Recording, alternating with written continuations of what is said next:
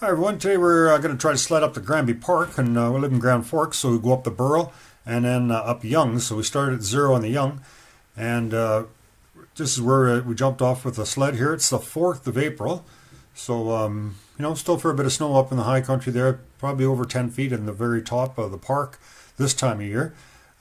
It changes quite quickly. You see the weather you can see it was really sunny the one day, and this is the day we came back, and it was snowing really heavy up top there and lots of rain, but we're getting ahead of our story. Let's see. We'll go back to the sunshine here.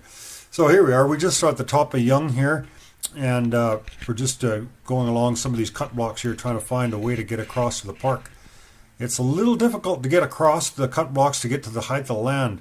When you get up to the top, it's quite flat, and there's not a lot of trees, and it's just beautiful sledding up here. But there's a lot of cut blocks you can get through. There's no log roads right into the park there, so they've kind of logged to the edge. But it's difficult to get right up on the very top, but it's really nice on the top when you get up to the top. So here we are, just going along some of these roads here and showing you what it's like on some of these cut blocks. It can be difficult in the warm weather with the change of snow conditions to go across side hills. You tend to dig in and stuff, and it's difficult. So I'll show you what happens when you're coming down a side hill and you end up running into a tree well here.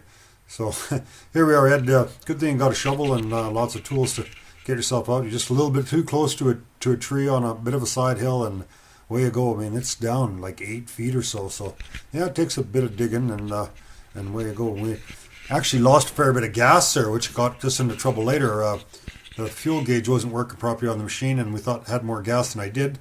Luckily, I was able to find some fuel along the way there. Otherwise, that'd have been a pretty long hike all the way back, about 25 kilometers across country on snowshoes. So having an airplane is really good for working out routes and stuff. Between that and Google Earth, it's really helps a lot. You can kind of pick a little path where you think you want to go, and then actually get on the machine and move along there and kind of flag out your trail and make your way as you go along.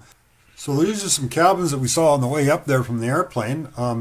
Kind of pretty interesting to see how much snow there actually is up here. You can see just barely the roof of this one cabin. So I was looking for a couple cabins that are up in the park there that stone builders are able to use there, but I wasn't able to make it up there.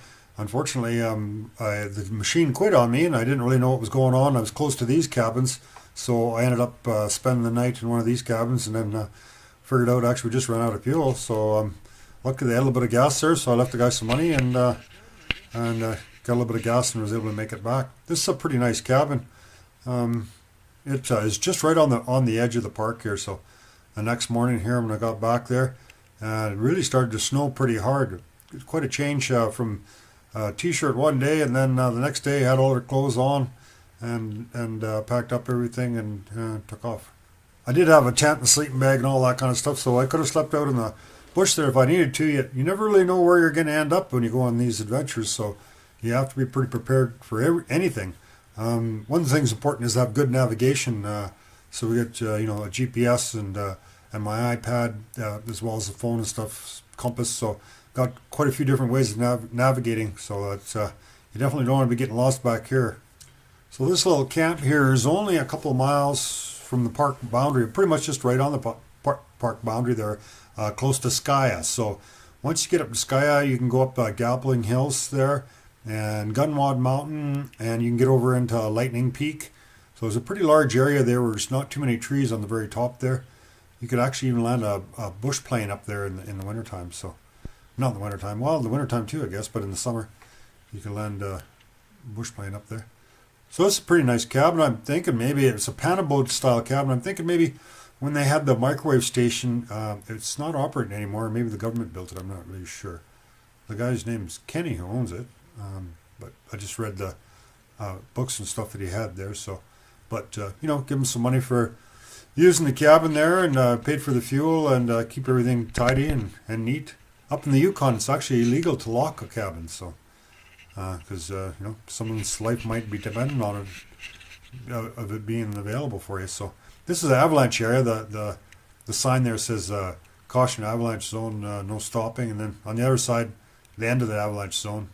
I told my wife there's no avalanches up there, and there wasn't. I didn't see any, so I guess there isn't any.